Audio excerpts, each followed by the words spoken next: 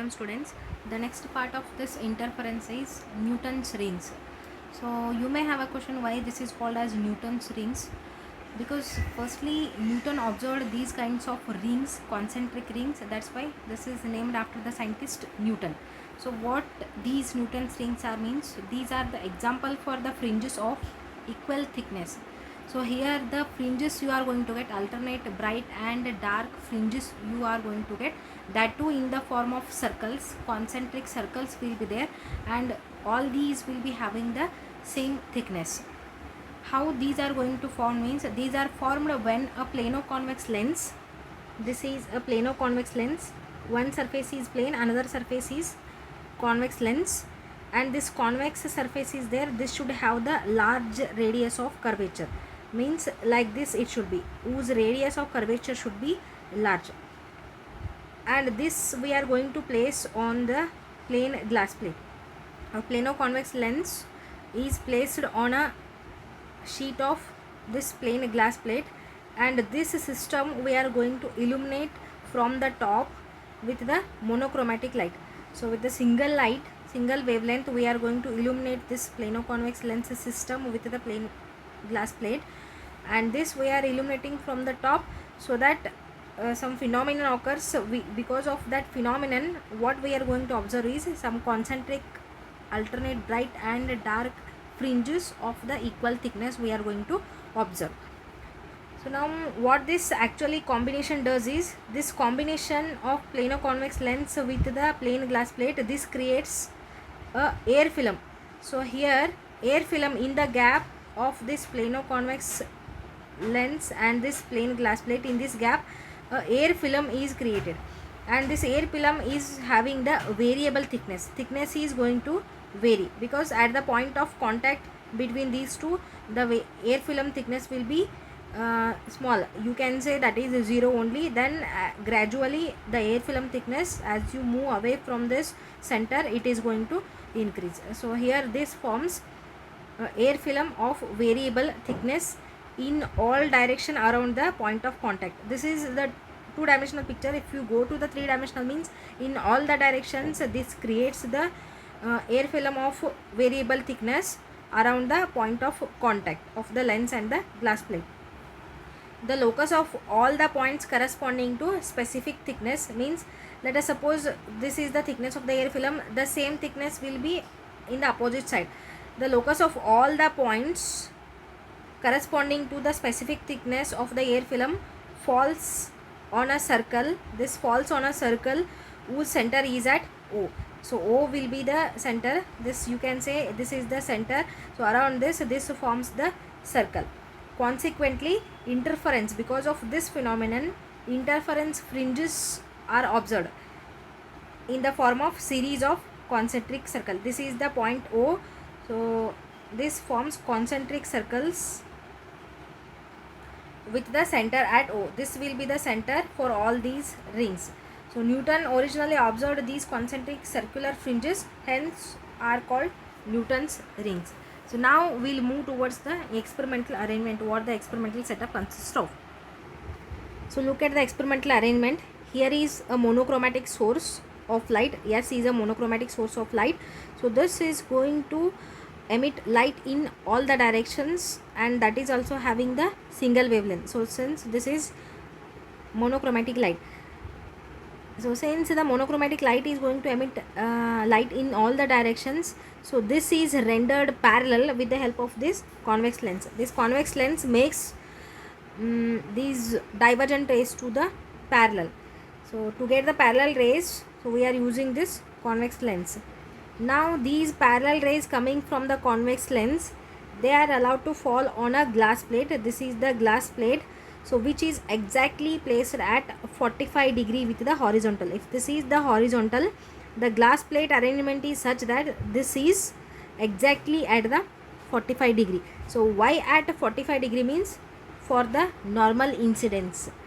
So to get the rays, to make it to fall on the plano-convex lens exactly at the 90 degree, so this glass plate arrangement is made at 45 degree. if the glass plate is at 45 degree means, so we can have the normal incidence case. So that's why this is exactly at the 45 degree. So these parallel rays are allowed to fall on the glass plate which is at 45 degree. Then these rays, they directly go straight, means the angle with the normal, these incident rays will be having the angle 0, because along with the normal the incident rays will be there. Now these normal incidents, these rays are allowed to fall on this plano convex lens. This is the plano convex lens, and below this plano convex lens there is a plain glass plate placed. So as I have already told, so in between the plano convex lens and the plain glass plate, here air film is created. So in between this air will be there, air film is created, and the thickness of this air film is continuously varying. At the point of contact it is minimum, so as you go away from the center, so air thickness of the air film, that is going to increase. So now how actually this is going to produce the interference pattern? For that, look at this diagram. Let us suppose this is the incident ray, this is incident ray. So this passes through this plano convex lens. So in between these two, here is a air film. So this incident ray, firstly when it hits the surface of this glass to air, so here is a glass medium, here is a air medium. So when it hits the glass to air, then part of the incident ray is reflected and part of the incident ray is refracted. So when it hits this glass to air boundary, this you are going to get as the reflected ray. This will be the reflected ray. Then this refracted ray that travels in the air medium, then again it hits this air to glass boundary. This is air and this is glass boundary. Here what happens is, when again this hits the air to glass boundary, part of this will be reflected and part of this will be refracted. Don't bother about that. So this will be the reflected ray. So first ray you are going to get when the light hits this glass to air boundary. Then this first ray you are going to get, that is when the refracted ray that hits air to glass boundary. So as a result, here you are going to have two reflected rays. With respect to this incident ray, these two are the reflected rays. Now these two reflected rays, how we have got? We have got by the division of amplitude method. Intensity of these two is varying, and by the method of division of amplitude, with the help of single ray, we have got these two rays. Now these two rays, what happens? Then again in the microscope, convex lens will be there. These parallel rays, again they are with the help of convex lens, they are made to converge, and then it forms the interference fringe pattern. So as this intensity of the thickness of the air film is varying, so that what happens, we are having number of concentric alternate bright and dark fringes of the same thickness. So this is what going to happen. So now we'll move towards the condition for the brightness and darkness of this Newton's rings. So as these two are the reflected rays, so already we have derived the expression for the optical path difference between the two reflected rays. So where these two are going to interfere, so what is that equal to? Optical path difference is equal to 2 mu t cos r minus lambda by 2. So by adding the correction factor, this is the optical path difference that we have got. So here mu is the refractive index of the medium. So here air film is the medium, so mu becomes equal to 1 for air medium. And so here with the help of glass plate, normal incidence case we are achieving, means along the normal the ray is going to incidence. So this cos r term becomes equal to cos r, angle r becomes equal to 0, because the angle between the incident ray, reflected ray and the normal will be 0. That's why this cos 0 becomes 1. So the term for the normal incidence cos r becomes equal to 1.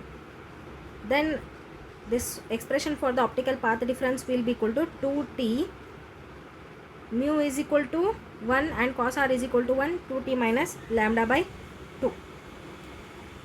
So now when maxima occurs is when this optical path difference is equal to integral multiple of wavelength of light used already. So this optical path difference is equal to, we know, 2t minus lambda by 2. So this should be equal to m lambda, and this is the condition for the maxima, means to achieve the brightness. So this condition should satisfy. Then by simplifying this, what we can get is 2t is equal to 2m plus 1 lambda by 2 we are going to get. So this is the condition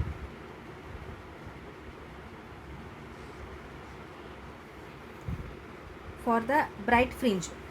So next we will go for the condition for the minima. So condition for the minima is this optical path difference should be equal to 2m plus 1 lambda by 2. So this optical path difference is 2t minus lambda by 2, and this should be equal to 2m plus 1 lambda by 2.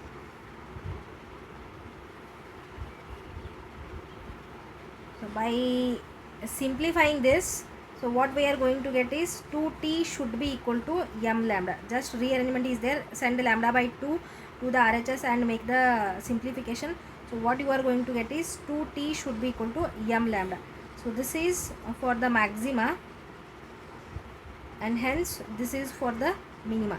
So if these two conditions satisfy, then maxima we are going to get, and here if this condition satisfies, then minima we are going to get. In Newton's ring arrangement, a thin air film is enclosed between the plano-convex lens and the glass plate. The thickness of the air film at the point of contact is 0. So at the point of contact, the air film thickness is 0, and gradually it is increasing as you move away from this center. The locus of the points where the air film has the same thickness. So at this position, the thickness of the air film will be same, and here one more position will be there where the thickness of the air film at this point and at this point, that will be same. So the locus of the points where the air film has the same thickness fall on a circle whose center is at the point of contact. Thus the thickness of the air film is constant at points on any circle having the point of lens glass plate as the center. So the fringes are therefore circular. So here we will end up today. So take the assignment question, students. What are Newton's rings? Give the experimental setup and obtain the condition for maxima and minima.